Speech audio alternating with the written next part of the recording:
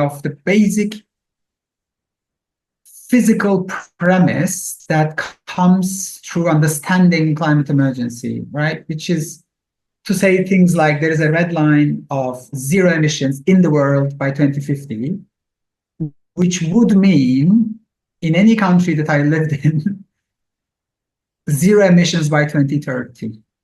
So this is the physical premise with which we start. And this is really, as it stands, it looks very a political statement, right? It's just something, some technical language of like, yeah, it's about CO2 basically, right? It's about molecules. But then if you look long enough to it, you know, if you just sit down and look at that, it slowly comes to you, right? The whole anti-systemic theory comes to you. You don't, I mean, of course you need to read and so on, but there is this bit of like, oh, yeah, 5 years, zero emissions in Portugal, zero emissions in the UK, zero emissions in France, zero emissions in the US.